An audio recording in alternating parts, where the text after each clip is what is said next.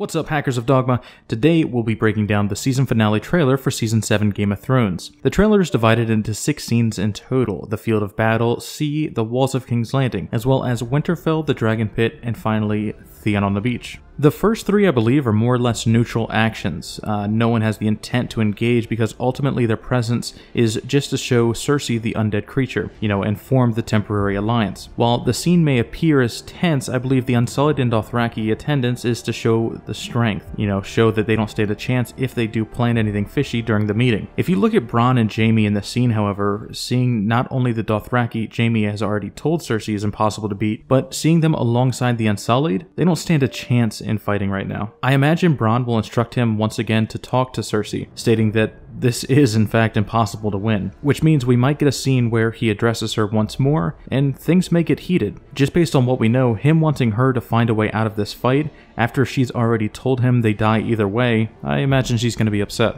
Then in the bay, we have Euron Greyjoy's fleet protecting the waters around King's Landing, followed by Tyrion, Varys, and Theon looking toward the navy. From this scene, I imagine that this is still before negotiations, but it brings up the likelihood that we'll see Euron and Theon meet once again. The last couple of times we've seen Euron, he's had Yara in chains following him, so we may see this again, meaning Theon would have to look directly at Yara and everything that he's done to her. But this may rally him to go out and rescue her, as he stated earlier in the season. I don't know if we'll see the events in this season. Seems that would require too much buildup, but it would be an awesome first or second episode in the season to come. Then next we're brought to Winterfell, only 2 shots showing Sansa atop the castle walls looking at harsh winter winds. The actress is modeling a feeling of contemplation, I believe. She may have to decide something coming up, such as plans with Arya or occurrences with Littlefinger, maybe the undead army, but we haven't seen the encounter at Eastwatch yet, so I can't imagine that she's worrying about that right now. Speaking of Eastwatch by the Sea, I think this will be a really good addition to the season finale, seeing them siege the legendary wall. I don't know if we'll see the dragon in action just yet. We may, because it is the season finale, but equally saving the first time he flies for the season 8 opener would deliver great results. Again, speaking to Winterfell, I think Littlefinger might finally bite the bullet, just based on deduction, right? We have Arya and Sansa on high tension, which again I refuse to support any theory that proposes their storylines have brought them together just so they can kill each other. And Bran, every day becoming stronger, I think will finally reveal to the sisters what he saw when he discovered this.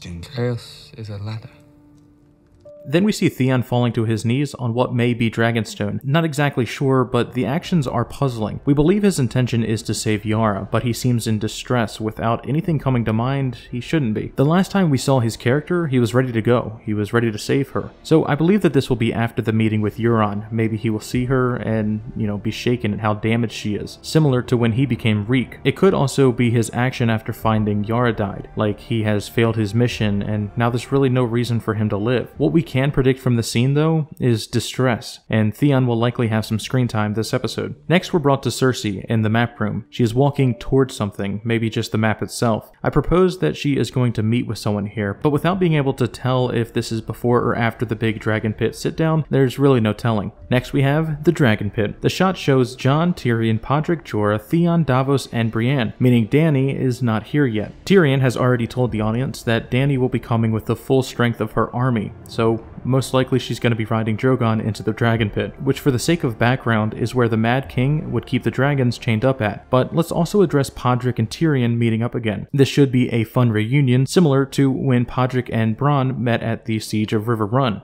I also want to state that the Hound will be in attendance because he was the one last seen leaving Eastwatch with the White. So from this scene, we'll most certainly see him and Brienne. It will probably have a bit of a standoff tone at first, but I imagine that they're both working for the good guys and nothing bad will come from this. Oh, in fact, I bet the Hound says something about Tormund's love for her and he never shuts up about you. It's like when you tell your mate to go talk to a girl you're crushing on because you're too afraid. Jaime and Brienne will likely get a small scene as well. But, more than anything, the greatest thing this show has to offer, the Hound and the Mountain will finally meet. Hype, hype, hype, hype, hype, hype.